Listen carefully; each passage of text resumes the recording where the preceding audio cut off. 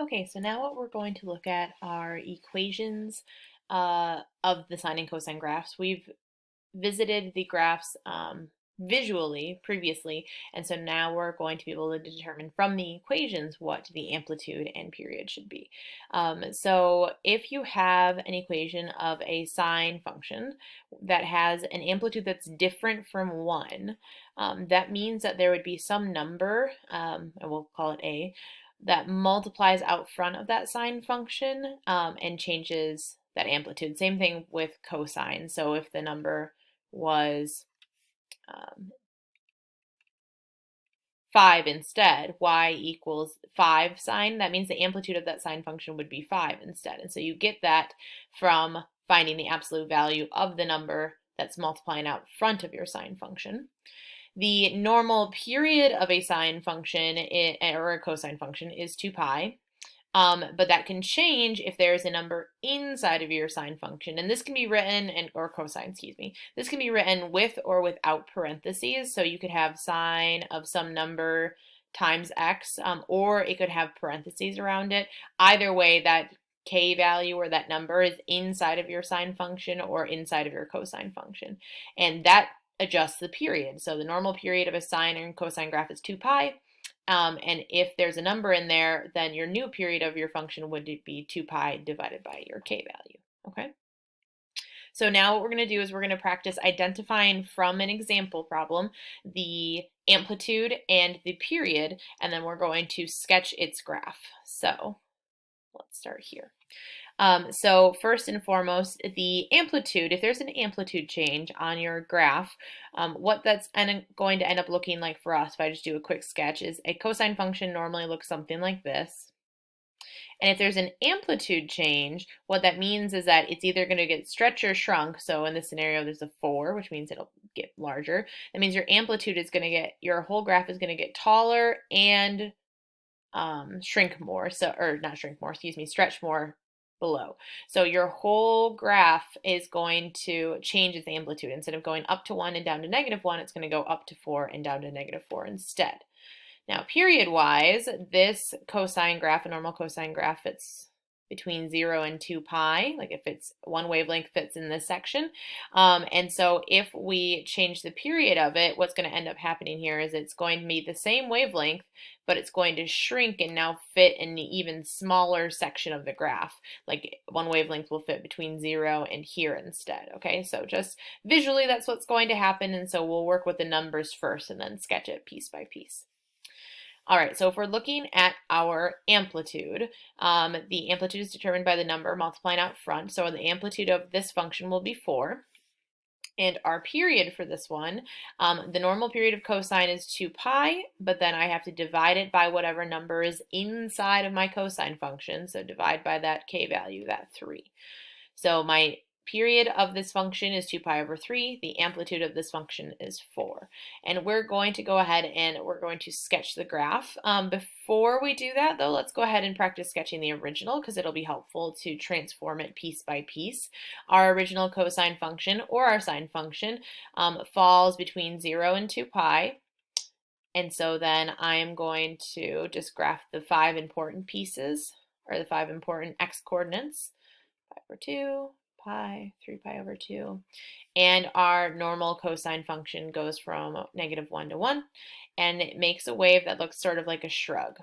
Being able to do this part of the problem is essential. So being able to just graph what an original cosine function looks like is a basic skill you need to have before we move on to applying this amplitude change and this period change, okay? All right, we're going to do the period change first. So I provide my students with this table to kind of keep their work organized and to figure out where these new points are going to go. And so what you do is each of these points is at an original x coordinate, but we know a period change is going to shrink my graph. And so those points won't change their height at all for a period change, but they will change their x coordinate. And to get the new x coordinate, where their new place should be, where the new place the point should be at, is you divide each x coordinate by that k value, by that 3 that was in your function. So I'm going to take 0 and I'm going to divide it by 3, and we're not going to panic because you're still going to get 0. Then I'm going to take my x coordinate right here, right, pi over 2, and I'm going to divide that by 3. And then this is something you'll see very regularly when we're doing these problems, is when you have fractions inside of fractions. What we can do is we can actually, instead of doing pi divided by 2 divided by 3, we're going to multiply our bottom fraction. So instead of doing pi over 2 divided by 3, I'm going to do pi over 2 times 1/3. And then when I go across the top, pi times 1 is pi. And then across the bottom, 2 times 3 is 6. So there we go. Our point that was at pi over 2 will now scooch to pi over 6 instead. All right, we're going to keep going. So we're going to take our pi piece right here, and I'm going to divide it by our k value, which is 3. So pi divided by 3. 3 pi over 2 over 3. I'm going to have to do a similar setup as to what I did for my second coordinate. Flip and multiply instead, so you get 1/3.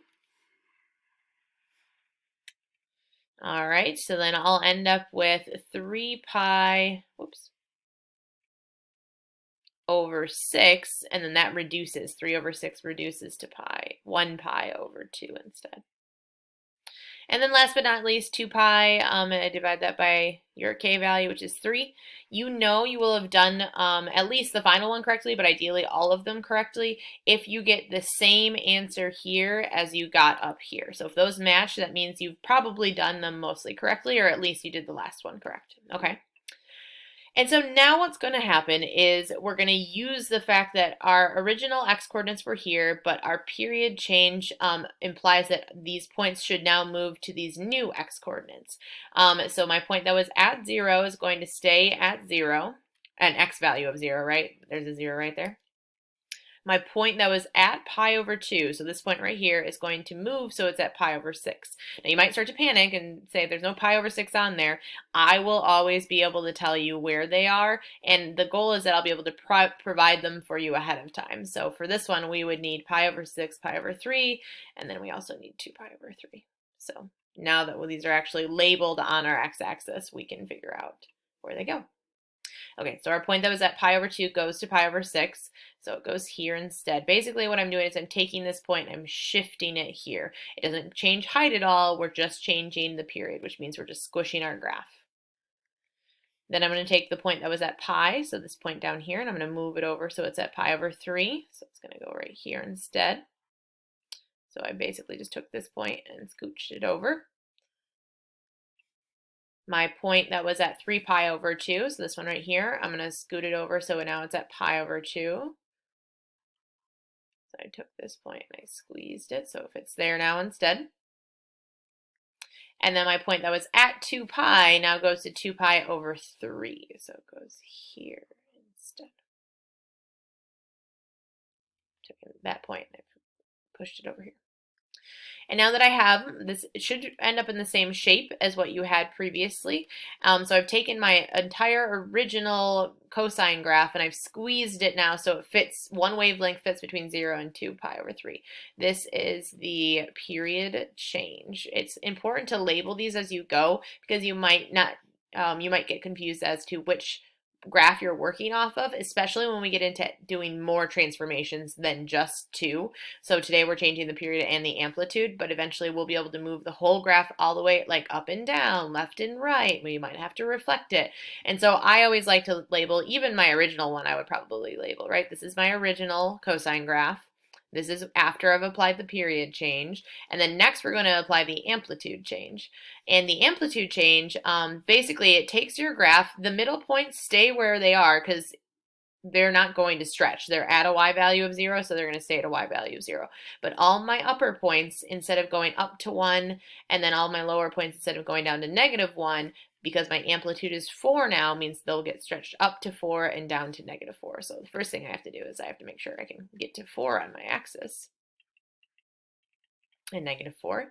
And then I'm going to take my middle points are just going to stay exactly right where they are, because you can think of it as multiplying your y value by 4, and these have a y value of 0. 0 times 4 is just 0. But these ones up here are at a y value of 1, so those need to stretch up, so they go to 4 instead. And then my point that was at -1 goes down to -4 instead. And so this whole graph is after you apply your amplitude change. Oops, I guess we can just say it's our final one because that's the last thing we had to do, right? So here's our final graph. We took our original function, we applied the period change to it, and then we applied our amplitude change to it, and we got our final function. Awesome. So next we're going to work on some more examples, but we're going to do that in another video. So make sure you let me know if you have any questions.